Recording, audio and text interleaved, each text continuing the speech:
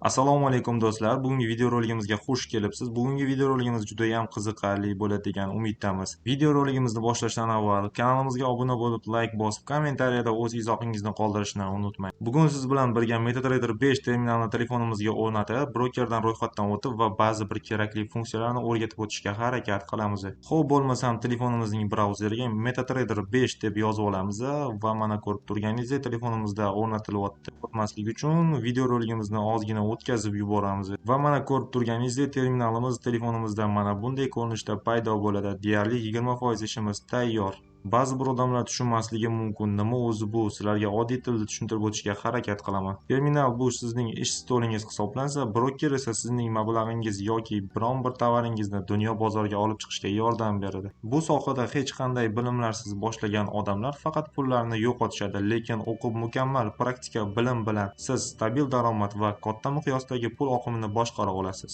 Siz ham bu sohaga qiziqayotgan bo'lsangiz, mukammal treyderlardan o'rganishingiz mumkin bo'ladi. Har bir o'quvchi mukammal yondashuv bilan o'z bilim va ko'nikmalarni o'rgatib kelmoqda. Keling, o'rganing. Mana ko'rib turganingizdek telefon raqamlarimiz, bemalol telefon qilib o'qib o'rganishingiz mumkin bo'ladi. Xo'p, videoroligimiz mavzusidan uzoqlashmagan holda iloji bo'lsa RoboForex, ya'ni brokerdan ro'yxatdan o'tamiz.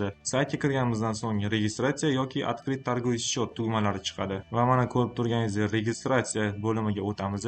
Bu yerlarga email, imya, familiya, ya'ni o'zimiz haqimizdagi ma'lumotlarni kirgizamiz. Shaxsiy ma'lumotlarni kirgizib bo'lganimizdan keyin pastdagi 3 ta ptichkani atmetga qilib qo'yishingiz shart.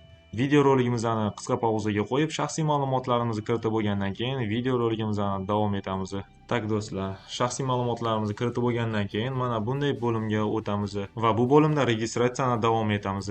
Sizlar bilan birinchi bo'lib to'xtaladigan narsamiz торговый счет, ya'ni realniy, demo, partnyorskiy. Bizga demo счет tanlaymiz. Торговый terminal bo'limiga o'tamiz. Торговый terminal bo'limida MetaTrader 4 turibdi. Bu yerda bizga MetaTrader 5 ni tanlaymiz. Выбрать счет bo'limida esa MetaTrader 5 Demo Pro'ni tanlaymiz. Hedging sistemani esa Da'ni tanlaymiz. Kreditniy plichoga tiymaymiz, standart depozitga ham tiymaymiz.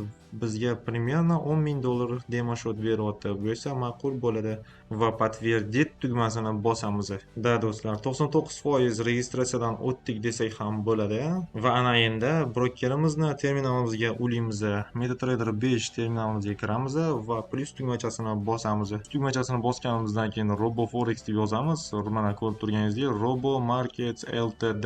Shuni ustiga bosganimizdan keyin va bu yerda login parol so'ralyapti. Login parolni qayerdan olaman desangiz, boya RoboForex brokerdan ro'yxatdan o'tayotganingizda email pochtalaringizni kiritganingizda sizlarga hozir SMS jo'natib qo'yilgan bo'lishi kerak. O'sha SMSga kirsangiz login va parolni jo'natgan, o'shani bu yerga kopировать qilsangiz bo'ldi. Login parolimizni kiritib oldik. Server degan joyga RoboForex Pro'ni tanlaymiz. Login tugmachasini bosamiz va mana ko'rib turganingizdek bizga $10,000 demo счет berdi. Bu demo счетda bemalol praktika qilishimiz mumkin. Bugungi videoroligimiz tushunarli bo'ldi degan umiddaman. Keyingi videoroligimizda juda ham qiziqarli bo'lgan ma'lumotlarni sizlarga yetkazib berishga harakat qilamiz. Kanalimizga obuna bo'lib, like bosib, kommentariyada o'z izohingizni qoldirishni unutmang. Keyingi videorolikda ko'rishguncha xayr, sog' bo'ling, charchamang.